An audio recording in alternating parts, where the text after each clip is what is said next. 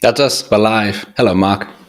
Hey, Fantastic. Thank you for joining. It's a balmy night here in Berlin, so I hope it's a little bit cooler wherever you are. yeah. Thanks for having me in the first place. Of Um, course, my pleasure. Thank you for well, agreeing to join. it's not really cool here, I have to say, because Ah, Berlin is not too far away, although it's still 700 kilometers. But I have to say, it's been crazy hot here, at least for the Netherlands, the yeah, past fair enough. weeks. Yeah, yeah. I checked the weather for this weekend. It says it's going to be 35 degrees, and I was like, I'm out. And that this is. Well, when I say out, I mean like at home, staying at home, probably in the basement. Well, things are getting a bit better, I would say here, because actually it started raining every now and then, which drastically cools things down. That Although helps. some people might not say rain is better, but some rain is a good thing. I'm English. I always think rain is better. This is fine for me, you know. I grew up on the coast, you know. Yeah, exactly. And Europeans don't have air conditioning. That's true. That is true. do you Other know than our cars, you know. do you know what electricity costs in Europe? That's a good point, mate. It's a good point. Yeah. Even when I have this fan behind me sometimes. Even when I've got that switched on, I'm like, am I using too much electricity? I'm just like thinking of the meter turning downstairs, you know. Oh yeah. Anyway, mate, do you want to give yourself a quick introduction? But it seems And that we have some echo. an echo, really? Everyone else getting that? Because I For me, get it's coming nothing. through fine, but Yeah, let's just keep. If anyone else hears an echo, please let me know. But I can hear nothing. Everything seems to be okay. Do you have it open in two windows, Robin? I'm not sure. yeah, there isn't not really open, but No, yeah. no, I meant like having the chat open in two windows. You hear like hear it in YouTube here and one here. Oh, Yeah, introduce yourself, mate. We'll see how it goes. sure. So, yeah, for those who don't know me, my name is Mark. You might know me as Data Mark. That's my website, actually. Um, been around in the world of Power BI. I always say when Power BI turned from green to yellow, but that doesn't really work anymore nowadays because we're back to green. True. But when it was separated from SharePoint, it became an actual product. So that's, what is it, 2016, 2017? Hmm. Um, that's when I finished my studies, started working, and basically that is how I grew with Power BI. And yeah, that's So, when I started blogging, started public speaking, and cool. I would say it kind of escalated a little bit, but in a very positive way. So basically, for you, Power BI is just like tracking the colors over the time, basically green, yellow, green. Yeah, Yeah, sort yeah. of. You could visualize that somehow. I'm sure. Yeah, cool. Yeah. Yeah, Yeah, lovely. well, but yeah, people might know me from my website, as I said, DataMark, but also I've been traveling quite a lot through Europe over the past years, although a bit less during COVID, of course, but to visit a lot of conferences. I think my peak is at 2019, where I did 14 different countries in one year, and about, I think it was 24, 25 sessions. Wow, that Um, is it, tiring. Might actually be because, yes, I'm that idiot that keeps track of it in Power BI, obviously. It might actually be that I'm You going love it. higher this year because looking at the stats right now, Hmm. um, I'm above the trend of 2019. Not bad. Do you like when you do that sort of thing, when you keep track of it, does it kind of inspire you just to do like more? It's like, I really want to beat that. And you just kind of book a couple of extra sessions to try and get to that target, you know? It depends. Back then I was alone, and back then it was like, oh, it's weekend, let's travel. Yeah, okay, fair enough. Yeah, um, yeah, Now I got a girlfriend, and she's sometimes like, yeah, yeah, yeah. When are you home again? yeah. That's Um, fair. Yeah, that's reasonable to think. Yeah. yeah. Well, I now just use the argument like, what if you just join?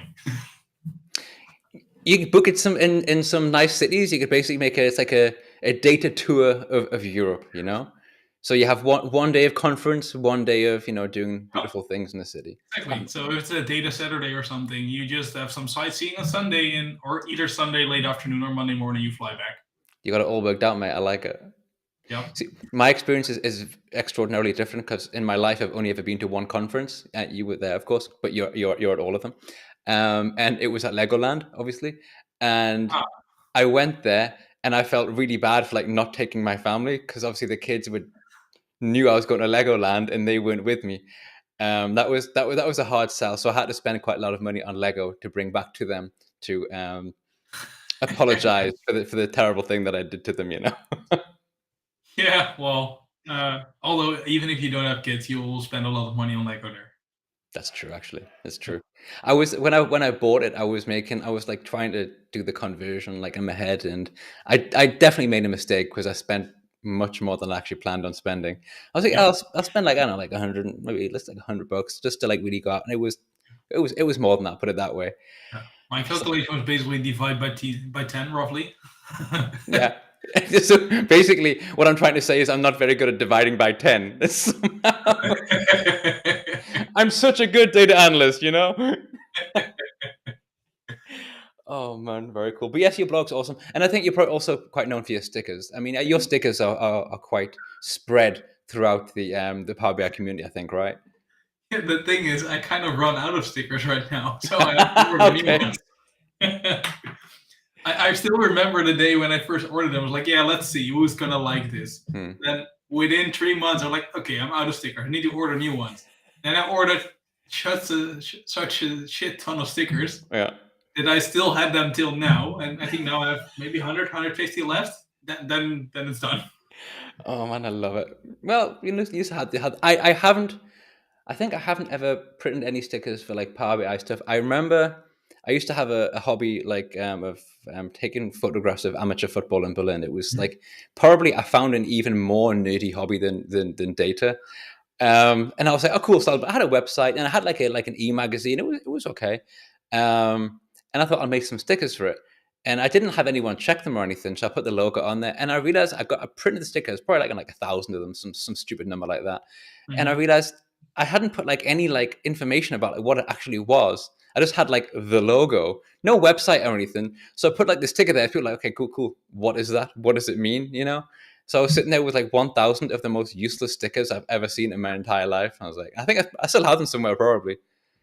Yeah. Yeah, well, you never know if you need to send some postcards. Just put them on it.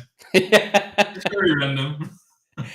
Oh man. Anyway, yeah. I was actually, of course, as I do, reading through your blog and bits and pieces before we went live, and I one of the first articles I found I really liked. It was controlling workspace creation in Power BI. How to spread around. And the reason it really caught me, it's something I was talking about with one of my colleagues the other day, and he was like, "Shall we do it?" And I was like, "I don't know. That sounds like a bit of a dick move, but I think I can see the benefit in it." So when I read, actually, I'll post the article in the chat somewhere, and it's really interesting. I like it a lot. Do you still have opinions on this? Well, the thing is that it is one from this year, indeed. Uh, I'm kind of changing my opinion. I always said like just leave workspace creation open for everyone Hmm. because especially when my workspace was not accessible for an administrator. Yeah. I think it's a year ago or so. I was always like, just enable everyone to create workspaces because if you don't, they will put it in my workspace and you Hmm. can never access it, even after they leave the company if they're on vacation or whatever. Yeah. Um, so that changed, and especially now with Fabric, with all these different artifacts that live in the same workspaces, Interesting. Yeah. I'm True. more like, yeah. Hmm. Yeah. But there's one thing that I've been pushing for years for Microsoft as feedback. And that is basically if you block workspace creation, that's fine. But Hmm. what happens if a user then clicks on create workspace? Because the button doesn't disappear, that stays there. They just get an error message that says basically, yeah, well, your admin disabled this, contact your admin. There are two Yeah. things that are missing if you ask me. Yeah. I want to customize that message. Just put a link there. Click here to request one. Yeah. And second, contact your admin. Who is my admin? Yeah, who is your admin? That is the question. Yeah. Yeah. So I was like, let me customize that message Yeah. and just tell them we block automatic workspace creation. Click here to request one, and then Hmm. under certain conditions, just a forum or whatever. I've been discussing this today actually. Cool. If it is a pro workspace, that user has a pro license, Hmm. just instantly create it. Fine. Hmm. Nothing wrong with that. Maybe based on the department that a user belongs to or whatever, you want to prefix something as a sort of naming convention. Fine. If they need premium, they can start an approval flow, for example, with Power Automate. Just say, okay, what is your actual reason that you need a premium workspace? You can go through a check there to not overutilize your premium capacity with everything that doesn't necessarily need to be premium. And once that check is done, you click approve and the workspace gets created. That's the kind of thought I'm in right now. That seems reasonable. Yeah. But you're right, actually. I never thought about that because I've never actually done it. I just was thinking about having that option. First time I've really been considering it. But yes, the fact that the button still exists and the fact that you just get some random error message is really not helpful. I was also looking. I've got admin settings on my mind, man, because I've just been going through and reading a lot, or not reading. Reading a lot of what we have at my current company and all the different bits and pieces that are already set up. Has anyone, or have you ever used this display a custom message when publishing a report? Yes. Yes. So I'm curious, what do you put in it? What have you done? What information is there? What we did is we put a message there, like, this is with a big corporate, so a lot of people and thousands of active users a month. We put a message there like, hey, if you have any questions, reach out here in the Power BI, internal Power BI community. Click here to find templates. Click here to blah, blah, blah. Right. This is really interesting because that was exactly what I was thinking would be cool for. But I was also thinking, is it not going to be really annoying that every time someone pushes that button, they're going to get that same message? But I thought, actually, I don't care because how often, you don't push it like 5 times a day, do you? At least I hope you don't. Even if you do, personally, I don't see that message anymore. Yeah, I just blind for that message already. Yeah. Okay, interesting. I feel like, empowered to do that because I was really thinking, could I do that? Because it's a really cool way to get the information across. But I was also thinking, is it also too late to get that message across? Like, get templates here, best practices here when someone's literally already finished the report. But it's just another way of communicating, right? So. Well, if you talk about getting templates earlier, then it would be better that if people are signed into Power BI Desktop and they open a new Power BI Desktop instance, that just like you have in PowerPoint, then it just shows you, hey, like, here are some templates. By the way, here's your organizational template. I guess you could do that if you did sort of like a template, a template file rather than. But I saw a message from Kurt in the chat. Yes. Customizable messages would be good, also like dataset request option. I fully agree. It's just a pity that it's only available for dataset request. It should be there for reports, apps. Everything you can request access to should have this option. Yeah, I agree. Because then you can just tell people, like, if they click the button request access, okay, go here because this is our identity access management system and file your request here. Yeah. Because if you configure everything nicely in Power BI with security groups and all of that, what happens if people click request access and you click approve, they will be added as a named user. They won't be added to the security group. Stimmt. Damn. We're getting into it already, man. This is so fast. We're getting into the nitty gritty of admin and request and access. I love it. No, man, it's my fault, but I love it. Not even my fault. It's just cool. My head is in a much more admin-y place than it has been for probably ever. So I'm just like soaking up all this information. So very cool. Well, that's the good thing of having a big corporate where you run into these kind of problems as one of my clients. And also at the same time, having your own playground tenant where you just switch everything on and off to just try out how it works, what it looks like, if you switch something off.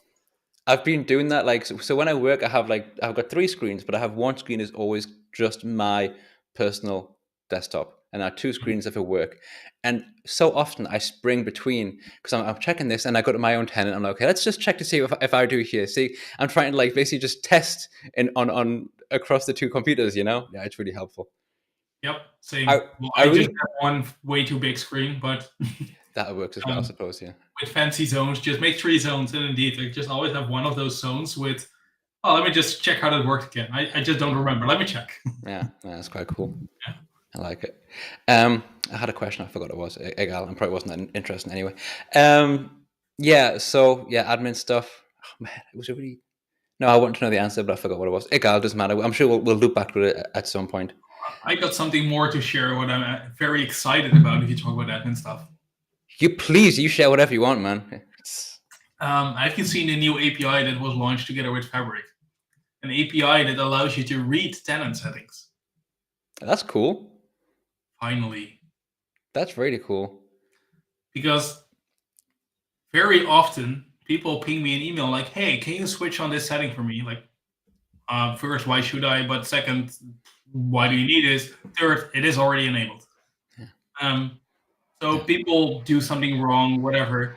And what if you just can create one report that displays the tenant settings, the current configurations, including if it has a security group, like, hey, this is the security group that's linked to it.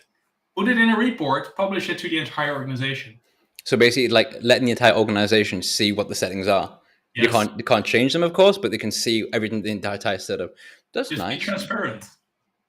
Yeah, that's quite cool. And I think to do that. I think it would also be helpful for the admins as well, because I think some people who are admins might just not see every setting because there are quite a few of them, to be fair, right? And imagine that they introduced another new feature in the admin portal where an administrator just got to see a pop-up. And that pop-up basically shows you like, hey, this is a new tenant setting. It gives a new icon. That's already a great step forward. But in all fairness, I'm not logging into the admin portal every day. Yeah, okay. Fair enough. So with that API, I just save the count of tenant settings every day. And then if that raises by one or decreases by one, it basically, if there's a difference between today and yesterday, I got a notification like, hey, there's a new tenant setting. Yeah. I like that. I never thought about that, but that is quite cool. Yeah, now the API is able to retrieve the settings. It's a good idea to have an org visible. These are the admin. Exactly. It's now read only. I would love to be at read and write.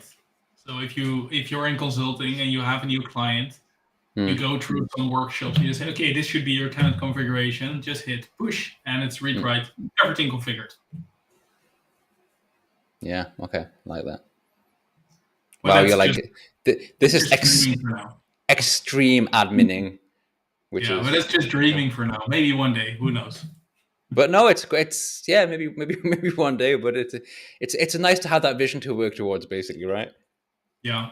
Right, cool. Yes. Also, Donald's just say he just set up his 365 tenant. So nice to have your own free playground. I do think, and people ask every now and then, what, if I want to learn Power BI, like what should I do? And I know it's not free, but I do think having your own license is a very good way of doing it. Like have a pro license is, even if you're on a budget, which of course many people are, probably understand. Having a pro license, I think, it probably falls within most people's budget, and doesn't have to be PPU. I mean, it's nice to kind of have that as well. But you're getting started, just kind of want to explore things around and see what you can do. I think having a pro license makes sense. Yeah, but imagine what you can do nowadays with the fabric capacities. Oh, you could already do it with the ASQs in the past, so the embedded capacities. That's what I still do actually on my own playground tenant. I just have now a fabric capacity, which runs in Azure. I just only run the capacity when I need it, and I got a script that switches it off every night automatically. That's the thing, mate. Forget those things. And that is exactly why I will never do it myself. I'm sorry, but I totally understand the importance of it. But that's a stress that I don't need in my life to like think, okay, have I switched something off? Oh no, I didn't. Here's a bill for €1,000, something like that. You know what I mean? I just, for me, that just makes it just a no. Well, been there, done that. And I've heard that from a couple of different people, mate. And that's why I'm like, let's just err the side of caution. I think the kid who I was speaking to a few weeks ago, and he said he did it as well. And he said, like, luckily Microsoft let him use his MVP from like letting from the next year as well or something. And I'm like, well, I don't have any of those credits, so therefore, okay, it's out of my own pocket.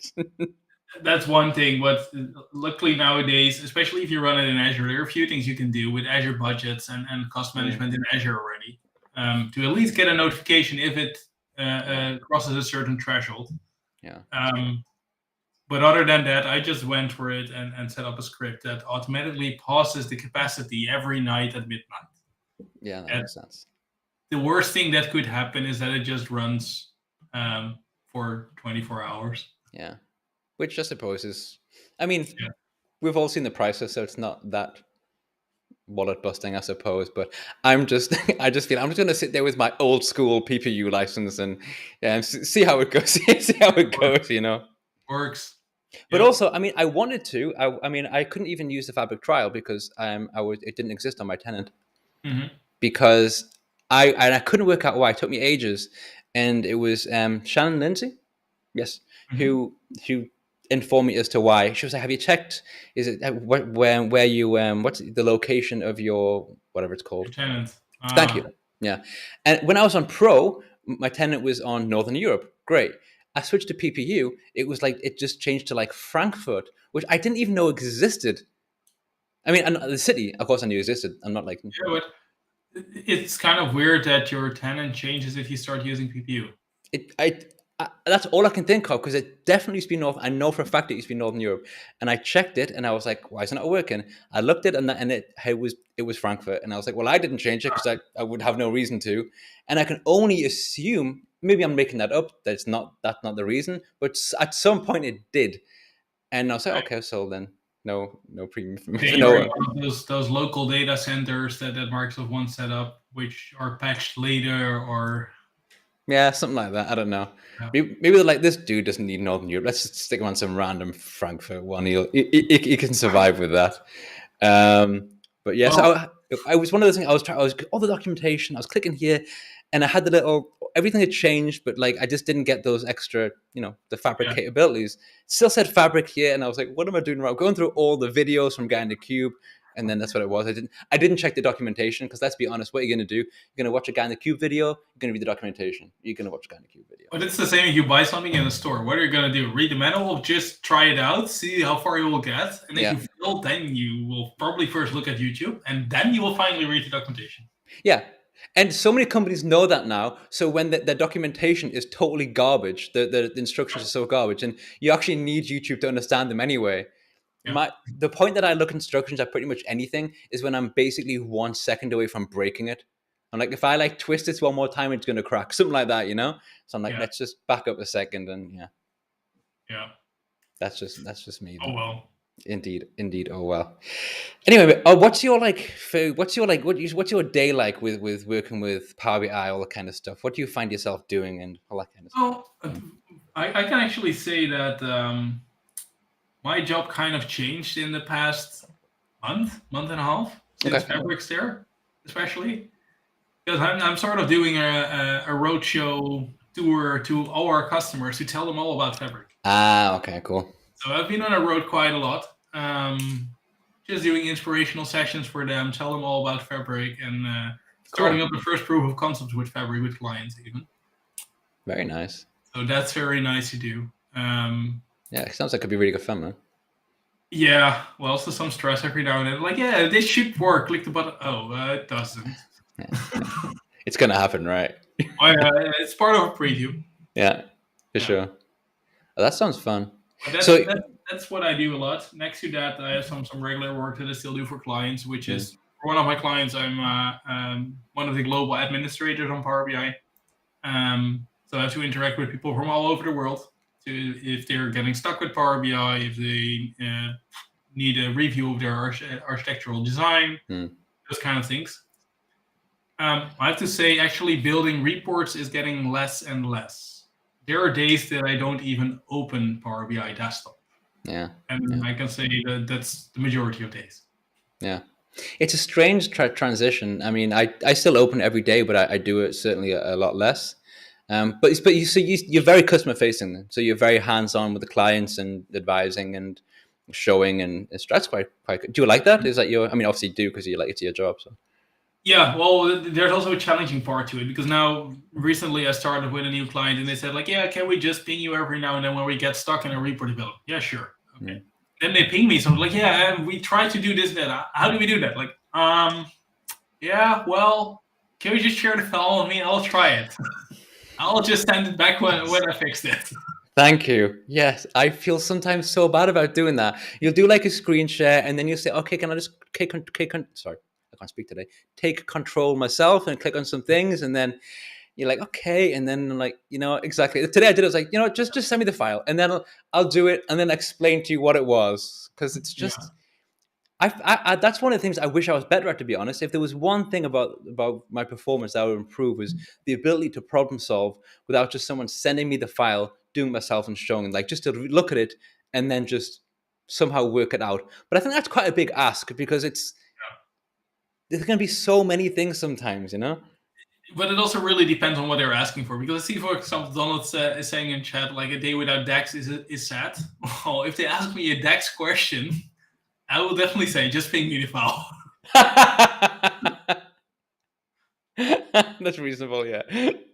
But if it is, for example, now with the new format pane, people are like, yeah, I tried to do this. I always knew where to find it, but I can't find it anymore. I'm like, and then just open Power BI Desktop on the side, click around a bit.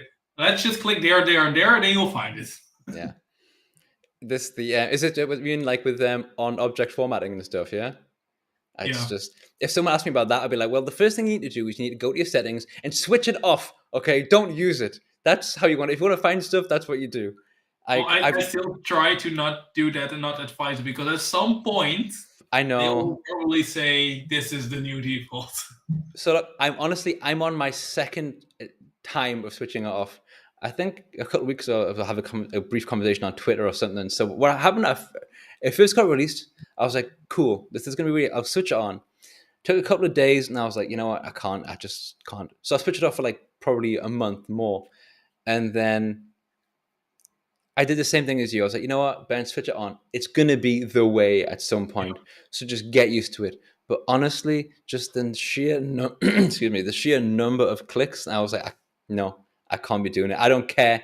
I'll delay it until like the last moment if that's the new way, because I can't work with it. But Just wait till Copilot, and then just ask Copilot to fix the shit. Exactly, and I'll just be like, also make a voice and more. I'll just talk the computer do it for me. It's fine.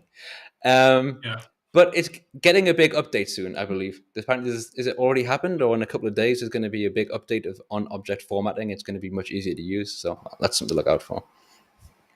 You tell me. Yeah. Well, usually Power BI releases in the second week or so of the month, so that should be this week, but maybe next week. Let's see. I like this from Kurt, though. I'm planning an exercise where I measure the number of clicks it takes me to make a report with or without on object formatting, to see if it actually is more or not. I would be interested to see the results of that. I would like to add one thing, though, just in case it's the same, just in case I'm wrong. It's also the fact that it's harder to like just see stuff, like read measures and all that kind of stuff with this little narrow bits and pieces. So please do it, Kurt, and I will happily read your blog. But one of the reasonings behind the new object on object formatting was also mouse movement, not necessarily reducing clicks. That's true. That's true. And I think there they kind of achieved the goal, because it is closer to each other. It's next to the visual. You don't have to always move all the way to the right. For sure. No, but there are things also that I love about it as well. And that's the fact that if you click on an element, it'll take you to that setting in the format pane. That's a nice touch. That works really well. So I don't want to be like a dick and just say to you, say it's all really bad. It's just there are certain things about it that make it for me. And it's just like it's like when they released the navigation pane, right? The button. It was so close to being good, but one thing about it made it unusable for me for like a year. So it was so close. Oh, the thing is, if you know the name of the setting that you're looking for, then it's fine. That's true. Because, for example, with a matrix or a table, you have that auto size column width thingy, which is what I usually switch off. I had just no clue where to find it. I'm like, okay, auto. Oh, there it is. Click. Yeah, exactly. Yeah, with search, everything's so much easier. I mean, I said this a few times before, but it's when they changed the format pane a while ago now. They also changed the name of some items as well. That's more challenging for me than finding the actual thing. Exactly. And it's sometimes, and I'm sure there's some logic. I mean, maybe there's not, I don't know. But for me, the best one was when they just changed the width and height of the page size. They swapped them around, and I don't know. I was typing it in once, and I was like, "Why is my page a weird shape?" And it's because width and height had been basically reversed. Width used to be on the bottom and or the way or whatever. I was like, that's a strange thing to do. That must be Never intentional. noticed that. Never noticed Yeah, that, to be really odd. honest. 1 second. Someone's talking about pbip in the chat now. I'm gonna talk about that as well. 1 second. Oh, I actually learned something by the comment of Kurt. Sorry. It doesn't, I didn't know that it doesn't support sensitivity labels. I learned. I didn't know that either. There you go. Is that you look worried about that? Like you rolled something out and you. Yeah. And just This is the next thing that I'm gonna try after this live stream, or worst case tomorrow morning first thing. Yeah. Because these are the things like, huh? Really? Okay, I need to see this. Yeah, that's true. And just in case people didn't pick up on that, yes, I did call it a pbip, and yes, I will continue to do so. It's a pbix to pbip. And also, just say pbit even sounds nicer than pbix, so I'm really gonna go and I'm really gonna upset a lot of people by calling it that. So just be prepared for it. It's same as that we call it Tyndall and not TMDL. Yeah, but the creator of Timble says Tyndall, so it's okay to call it Tyndall, right? Yeah. Matthias, I think if the person who creates it gives it its name, you have to respect it. Exactly. There you go. So just call it Tyndall. it has been declared. But they also, in the first session I saw about that, at SQL Bits, I was there when they announced it. Okay, cool. They said, yeah, Tyndall, Timsol. I was like, Timsol, where the hell are you talking about? And then I looked at the script. Oh, TMSL, Tabular Model Scripting Language. Then just say that. Yeah. Then I know what you're talking about. Yeah, no, but when you work in data, it has to be jargon, right? Basically, there has to be some form of jargon. Otherwise, it's not some kind of a data tech conversation. There you go, Kurt's he's following up. He's informing you as we go here. I like it. He's giving us a lesson. Sensitivity labels are blocked. Report source control with PBI tools because you can't access the PBIX like a zip. Yeah, but wait a second. Then you're doing unsupported stuff. PBX as a zip. See, we're already getting to it now. It works. I know. I've done it many times. But it's not supported. Oh, fantastic. It's just getting people are. But the interesting thing now is that he refers to PBI tools. So the big question is it only an issue with PBI tools, or in general to save as a PBIP format? I feel I should send Kurt a link and he can join the chat and just explain this to both of us. I'm like a bystander in this conversation, just trying to keep up with what the hell is going on. Oh man, very cool. I have a question actually that's different from that. If that's okay, I'll just change the subject as I like to do. Do you have a way of tracking the stats of your drone usage? Like, is there an API you can get to, like the height you've gone to or the distance traveled, all that kind of stuff? That could be quite cool. I didn't look at an API yet, to be honest, but I know. I think you referred to one of my recent drone videos. I bought a DJI drone, and DJI has logs everything on your account. It tracks all your flights, where it was, how many kilometers, altitude, all of that. There you go. I would be they already collect the data, so why don't you give an API? Everything should have an API. If the data exists, then it should have an API. This is my. Tell the brand of my car, please. I want to extract all the data from my car as well. That's cool. Tesla, I suppose, yeah. No. Oh, okay. I don't like to have a driving tablet. Okay. So, but it's an electric car, or? No, I'm driving a hybrid, Hyundai Tucson, but it has all fancy stuff. It has an app. I can unlock the car. I can drive the car even from the app if it is in a narrow parking spot or anything.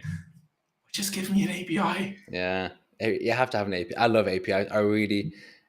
I get such joy of hitting like an API and then defeating the API, which is what I mean by getting the data. And then it's just such a nice experience. Like, oh, it was there, and now I've done all. It's so cool. But everything should have one. But I find it really funny when people talk about like the cars and like all this tech stuff they can do. Like the car that I drive is like, by modern standards, extremely old school. I mean, it actually is. It's basically I've never even owned a car that beeps when you reverse when you get too close to the object behind you. I've never even had that. Really? Never had it. And like I always find them really funny because I'm watching someone reverse. I mean, I'm pretty good at parking now because by necessity, because the street that we used to live in was like ridiculous. Like there was never any parking spots. So I got really good at. My wife's Italian, and I used to think that she was really good. Well, she is very good at parking. To be fair, she's very good at parking. But she does this thing that I didn't know that people do, which Italians do quite often. You just like hit the car behind you. You just keep driving until that you hit it, and then you drive forward again. Not hard. You don't like drive. You just keep driving until you can like feel your car touch the car behind you, and then do the same. And like in Germany, that's really dangerous because Germans have a love affair with their cars that you can't possibly begin to imagine. Maybe you know already, but Jesus, like I remember when my wife was really pregnant once, we got an invitation to someone's car insurance because someone had seen us like touch their car. And I mean like touch, I mean literally touch. And they were saying, oh, this scratch here. And the insurance claimant had to go through and say, no, that's not possible. This is not possible. So anyway, the point is, it's a long story. What I'm trying to say is, when people reverse these cars and they go beep, beep, beep, beep, beep, and this noise starts to beep, like basically a bomb is about to go off, and there's still like 30 centimeters behind you. I'm like, calm down, beep machine. You still got so much space left. I don't know how you can reverse a car with one of those things, man. It's But in every car I've had, yeah. I have to say they're all these cars. They all had it, Okay. and I was the guy that was like, yeah, it is continuously beeping, but I know I still got 30 centimeters left. Okay, so fair enough. That means I can still reverse 30 more centimeters. So although it's an indicator that even that you have 30 centimeters, but it's really, really stressed about the situation. Okay, fair enough. So yeah. But the good thing is my current car has 360 view cameras. So damn, whenever that thing is beeping, I'm usually just only looking at it. Now we're still that couple who basically yeah, that's true. Actually, that'd be quite cool. No, we're still the couple who basically someone gets out and just says, "Do you got this?" Just keep coming a little bit old school, you know. Someone standing behind you, like directing you to go back a little bit further. Yeah. You kind of have a co-pilot. Let's put it like that. Yeah, exactly. See, now we're back to co-pilot. Love it. See how that worked out. Fantastic. But you're on your bike more often than ever. I see your posts on Twitter like a short bike ride, and it was like 350 kilometers or something. That is. I've never done more than 212. Okay, one ride. Fair enough. So that's still, I exaggerated. You called me out on it. It's still quite a lot, no? So your life just basically is like trying to collect data about different things. So you got your data from your drone, you want your data from your car, you got your data from, I suppose you have some kind of watch tracking thing. I love it. Of course. Yeah, I got an Apple Watch, but also I got the GPS on the bike. That's what I was going for. Which tracks everything, uploads everything to Strava, and Strava has an API. I love the way that you said that. It's like, see, Strava does it right. Strava has an API, as should my car. Yeah. Oh, I love it. That's really cool. I just collect all the data from Strava, including kudos, whoever gave me kudos, who commented on it. And I collect all that data because I can. Yeah, exactly. Yeah. The visualization about my life that I see the most is when I log into my bank account every month or multiple times a month. And it's the data visualization that I loathe the most, because it's basically just like a line going down from payday. It starts here, then it slowly just goes down as my bank account empties towards the end of every month. I'm like, I hate that data visualization. It's like, don't show it to me. I know what's happening. I don't need to have that rubbed in my face every month. I did that a few times to create an export for my bank account. And related to my bikes, I basically just I buy a lot of my bike stuff at the same shop. So I just looked up all the money that I ever spent on that bike shop. Yeah. It's the worst thing I could ever do. Yeah. Literally. I've really worked in that bike shop while studying. It turned out that I spent more money there than I ever earned there. So you're the perfect employee for them. Yeah, more or less. I remember, I think I've spoken about this, like it's really good, I think, to have like a passion project when you're working with data. It kind of keeps you like informed as to, again, because we said before, we don't really open Power BI as much as we used to. Again, I still do every day, but the more technical you get, or you go in different roles, you can kind of stop doing that sort of thing. So to have data like at your hands to kind of keep you informed as to maybe new settings and stuff as Miguel releases new feature, it's a nice thing to have. Well, then there's a fun thing. I actually got a piece of paper next to me. I'll for you to be closer, which has all the tracking of all the board games that I do together with my girlfriend. No way. And I was done writing it on paper. That's cool. So we have all the scores here, pages long, and I was done with that. So I've started a sort of cowboy power app developer thingy. Cool. So I now developed the Power App to just enter all the scores and, of course, build a Power BI report on top. That's a cool idea, man. I like that a lot. I like that. I just started this with zero knowledge on Power Apps. I just started this 2 evenings ago, and it's working. It's functioning. It's really interesting you bring that up because actually, have you Kurt released an article today or yesterday, and it was basically how playing Dungeons and Dragons has made him a better like data analyst. It's so interesting. It's really funny. It's cool, but so you bring up the kind of like a similar topic, and like basically how playing board games has helped you develop or innovate this new way of. That's quite nice. Had you used Power Apps before, or did you have to learn it for this purpose? It's the second Power App that I ever built because I did something similar for tracking the kilometers that my girlfriend is driving for her business. Okay. Because she has to reimburse all these kilometers, but how do you know how many kilometers you drive? You don't want to every month again go through your agenda, write down where you started, where you went, etc. So I just told her, what if I just develop an app? She said, yeah, that would be nice. Then I had to. So that was the first app I built, which was, and of course, it's nothing compared to a real Power App developer, but it's super straightforward Canvas app. But, just let you enter, is it commute or is it business to business travel? Where did I start? Where did I go? And what was the starting mileage of my car and what was the ending mileage? And then it automatically calculates the difference. And Makes sense. that's basically it. But at least the output to get a Power BI report, of course. Of course, always. But directly in a format that she needs to reimburse. So she just exports that report every month and then uploads it, done. Very nice, mate. I like it. Very practical. See, my wife works with Power Apps quite often, and she's pretty decent at it, to be honest. And sometimes I'll walk in and she'll be doing some work with Power Apps. I'm like, that's really cool. I really should get into it a little bit, like just to learn the basics of it at least, because it's right there, and I just don't. And it's not through laziness; it's just the fact that obviously I've got other stuff to do. And when I first tried to do it a couple of years ago, I was just kind of like, nah, which is not a good reason. It's just me. I really felt like a rookie today because basically the one that's giving me the business requirement is my girlfriend. Because the app for the car tracking is all blue and white, the standard of Power Apps.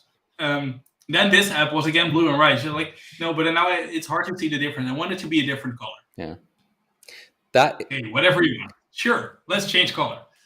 And I started changing every object one by one, figuring out where the hell that setting is.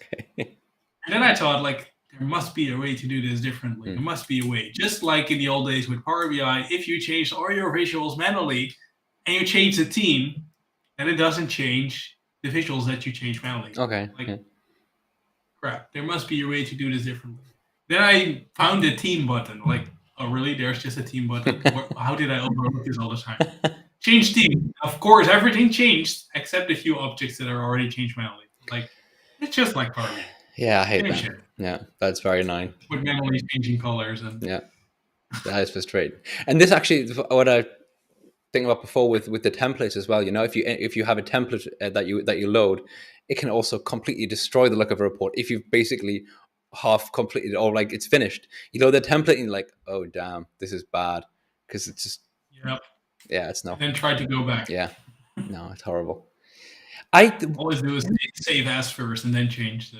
Just close it. Just basically save it. Do the template. If it doesn't work, just close and open it again. It's too dangerous. Yeah, man. The looking at like personal projects and stuff. I remember when I got all my data from Netflix because you can request that information. And I was thinking this is going to be funny because it's going to include the data of when lockdown hit. So the numbers are going to like just spike ridiculously. But they didn't. They went down. And I'm like, exactly. That was my question.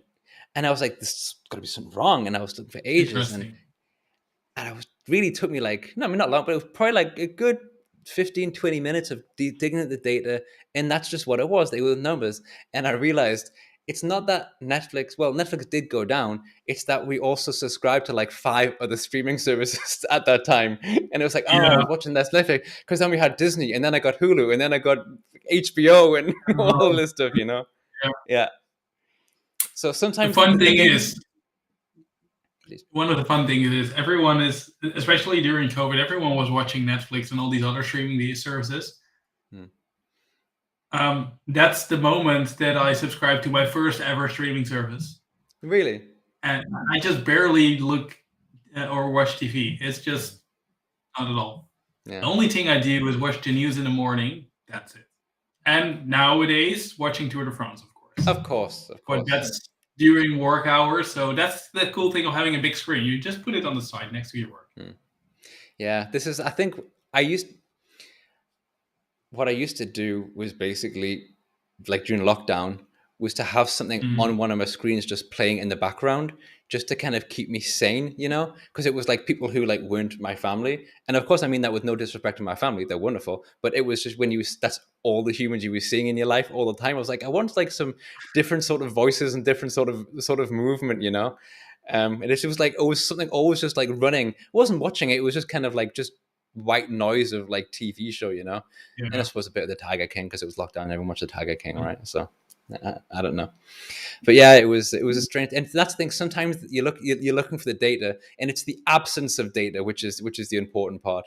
Because I was really like, why is this not working? I was like, there must be data somewhere. I was like, no, the data is in a different place. It's on a different streaming service. So yeah, what are you gonna do? What are you gonna? Well, every year you also got it with Spotify. Every year you get a yearly roundup at the end of the year. That is true. Which creates a sort of playlist with all the crap you listen to throughout the year. Yeah. But I'm the only human who doesn't use Spotify. Really? That's one of the subscriptions that I do have. Yeah. See, I'm subscribed to Napster, which no one uses. No, I know it by name, and that's it. No, it came with it was. I got my phone contract like years ago, and I refused to change it, because it's they gave me like a crazy good rate, and I forget why they give it to me, but every year you can change to a new contract, and I look at them all, I'm like, nope, not changing, keep what I have because it's really good. You're not going to get me that way, and it came with Napster. So I'm the only person I know who basically uses Napster. Google Play Music, really? I don't. I've known. Is that a thing? Apparently, I knew that. I thought it didn't work anymore. You can't use. I'm sure Google have discontinued that. Kurt, are you joking? They used to have. Does Google Movie still exist? But do you remember Zune, that one service that Microsoft once released? Yes, the classic, the Google Zune. That was like a competition to the iPad or something. No, the iPod, right? Yeah. Yeah, that worked out well. Yeah, iTunes. I think it was iTunes and Zune. Ah, okay. It's YouTube Music. They were both applications, and then they also released a physical device, right, which connected only with Zune. Yeah, and that wasn't competing with the iPod. That was the one. Never had it. No, never had it. I think the last device that I had that actually played music was probably, I mean, other than like radio, obviously, was like a mini disc player back in the 90s or something. No, Discman, where you put in CDs. No, like the mini, it was like the kind of like half cassette, half CD. It was like these tiny CDs, like in a little. It was mini disc, right? The Sony mini disc. I didn't imagine that. That definitely existed. I'm sure. I had one of those, and like that was it. Oh, I had an iPod. I remember iPod Shuffle as well. I remember that I had a Sony where you could put in CDs, actually physical CDs. Yeah. But you could. After that, I had an MP3 player that just a little bit too big USB stick. Yeah. And I was really happy that I had one with 256 megabytes. Yeah. I love it, man. I was looking at I was gonna buy like an SD card for my camera, and I was looking at it, and I was like, and what I've always done in the past is just get like basically the largest SD card that I can buy. And I was like, you know what? I'm not going to do it this time. It's getting ridiculous. Like, why do I need like a 256 gigabyte SD card to put in my? It's like I'm never ever going to use that, ever. until you have a drone or a GoPro or that creates movie in 4K. And that's why I bought a micro SD, because I've got like an Osmo, Yeah, I've got one. DJI Osmo. Yeah, which I love. It's really good, and the kids love it as well. I do have a drone, but I very rarely. We had this conversation on Twitter like a month ago, mate. Right? And I don't use it anymore because it just got too terrifying to fly. I always thought the police were going to show up and arrest me because the rules were so ridiculously strict, you know. But yeah. Wait a second. Rules in Germany is a thing. I know, right? Shocking, isn't it? Shocking information. Yeah. If you look at the no-fly zone in Berlin, it's basically like pretty much the entire city. Yeah. Especially, of course, because the Bundestag is there, so you can't fly anything within 6 kilometers. And it's not like it's like this tiny little thing. And I was like, what am I going to do with that? What's this? It's like the tiniest drone, man. It's like a DJI Spark. I think they don't even make them anymore. It's so old, the drone that I have. But anyway, it just got too much. It was good fun, but too much. What are you going to do? Oh well, we'll see. I bought it now. I used it a few times, and let's see what my experience will be. I hope you love it. I'm enjoying the photographs and the videos that you post for sure, mate. It's quite cool stuff to go watch you flying around. I didn't put everything online yet. I recently created a new one in the Italian Dolomites. I put them on my private YouTube channel. That's slightly different than my work YouTube channel. Oh, okay. I'll do some terrifying stalking and find it. Don't worry. Oh no, I'm happy to share it, but I just have to look at the link. Oh, good, mate. I have to ask the standard Power BI question that I always ask, and also justified speaking about Power BI again, because I love ranting on and rambling as much as the next person, but just one more Power BI thing. If you had to change one thing about Power BI, it doesn't have to be Power Desktop, anything, not including the things that you've already mentioned, by the way, because they were good ideas. If you could choose one thing, what could it be? Just totally putting you on the spot there. I used to always say, give me proper version control, but I cannot say that anymore. They've stolen your good answer by actually doing it for you. How dare they? I have to come up with a better answer right now. Yeah. I thought I'd put you on the spot. I could provide that question in advance to like just the only question, but no, it would be less fun for me, you know? It would be boring. Yeah, for sure. I think it's a very generic, broad thing, but no, I got something better in mind. Do you know the new domains in that come with Fabric? Yeah. They kind of already announced things that are coming in this area. The first thing is already there, that you can delegate the admin control if you want to enable Fabric to the capacity administrators as well. Okay. So you can basically set a global setting, and then you can delegate it that capacity administrators can derive from that. I want that for every single tenant setting on domain level. That's a big Not on capacity level, on domains. Did you just pick something that doesn't even exist yet? So you're preempting a setting that's going to come soon. Is that what you did? I'm very impressed. There is a sort of sign that they're working on these kind of things on the public roadmap. I'm very impressed, mate. But that says that it actually the setting on the public roadmap says it's already there. And I'm like, no, there's just one setting I can delegate, and that is if Fabric is on or off. I want it for everything. Everything. Yeah. And why? Because I think it's weird that if I configure a tenant setting, I can set up a security group to make an exception. That means that if I set up a security group and I include you in it, that you can, for example, with export to Excel, the most loved and most hated feature at the same time. Either you can export everything or you can export nothing. But what I want it to be based on the data. So our finance data is super sensitive, so you cannot export that. But all your personal stuff, do whatever you want. So if I put all my finance data in the finance domain, all the finance workspaces in the finance domain, and I can say on the finance domain, these are the settings that apply. But on all the other domains, it can have different configurations. Makes sense. That's what I want to have. That makes a lot of sense. I fully support that idea. Good. I like it. I agree. That could be cool. The only thing is I'm just very bad in filling in ids.fabric.com or ids.powerbi.com. I stopped doing that ages ago. I felt like it didn't make any difference, to be honest. It's like, I mean, I'm probably That's not really the thing for me. I just tend to forget always my username and password, and then they mess okay. up. Then they messed up the entire structure of that IDs.powerbi.com site, and they merge things together again and whatever. Yeah, And then I was like, yeah, whatever. yeah. I'm just not going to do it I anymore. can understand that for sure.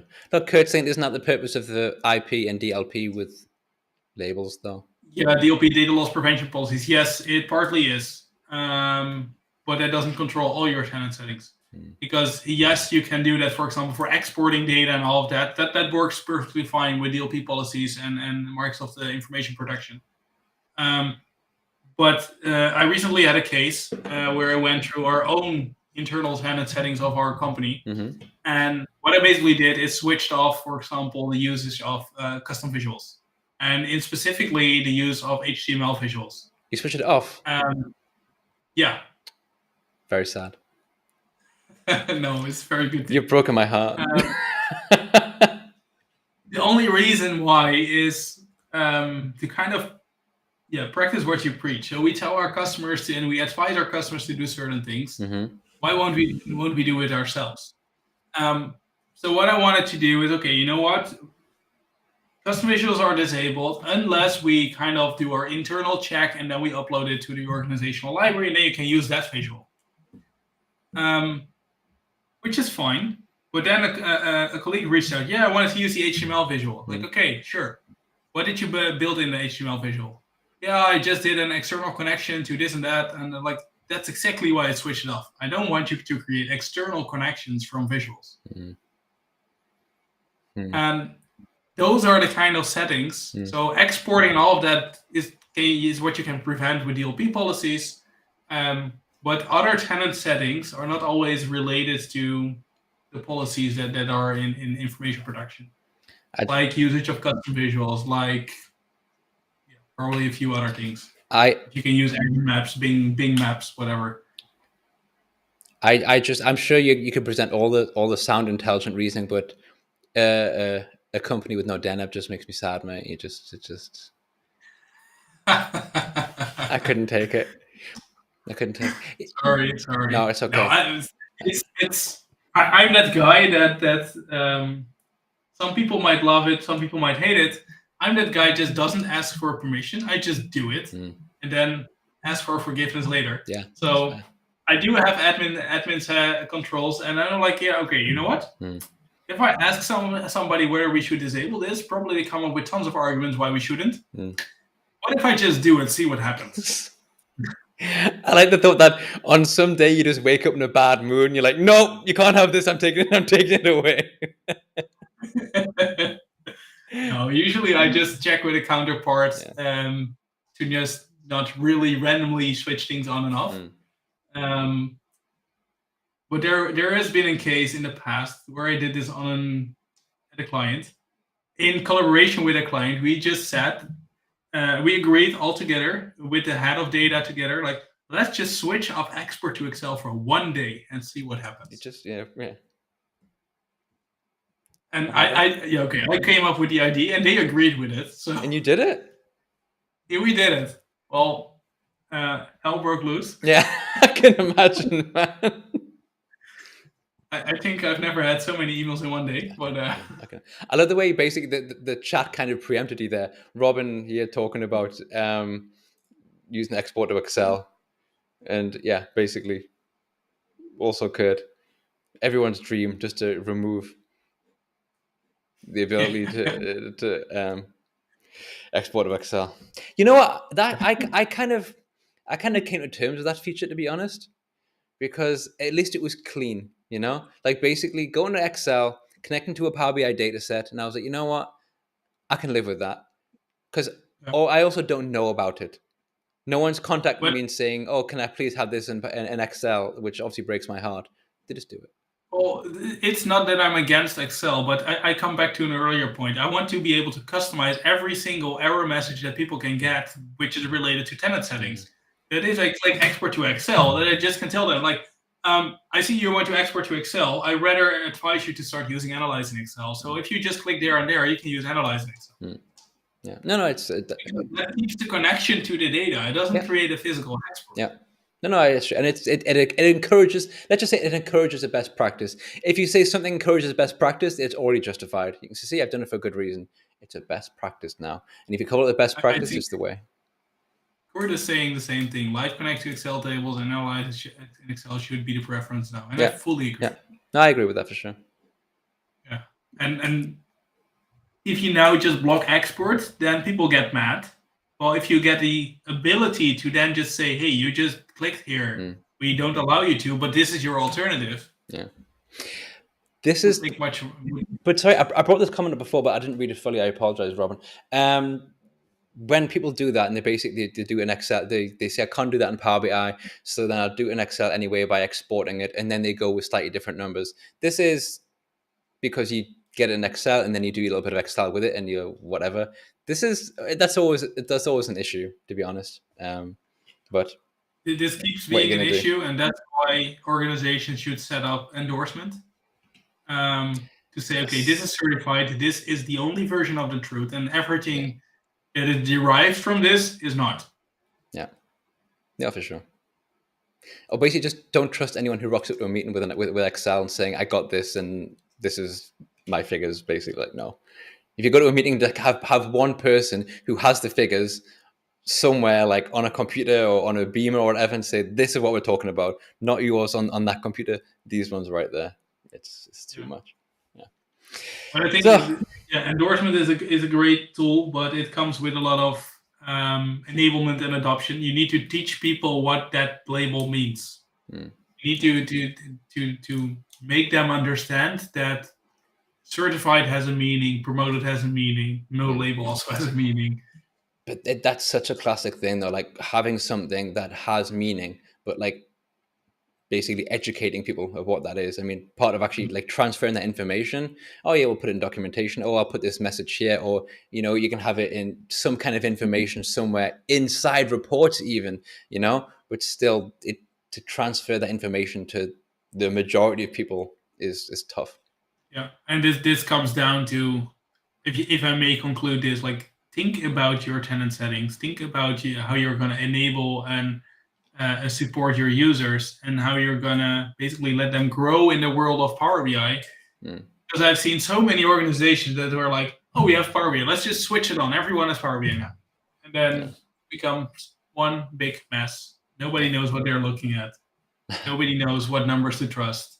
Yeah, it can happen. Yeah, for sure. Yep, you're right. I think no one's going to disagree with that, mate. So it's a good point to leave this conversation on, because you've made many good points, but that was a top one. So thank you for joining me. I really enjoyed the chat, and pleasure was all mine. Good fun talking about stuff that also wasn't Power BI related, like drones and cycling, all that kind of stuff. So everyone in the chat, thank you very much for questions and comments and making it always even more fun. I will be back next Thursday. I've forgotten with whom, because I have a terrible memory, but I will be back anyway. Marc, thanks again. It was awesome. Thanks all. Bye-bye. Thank you, everyone. Goodbye. Don't you wanna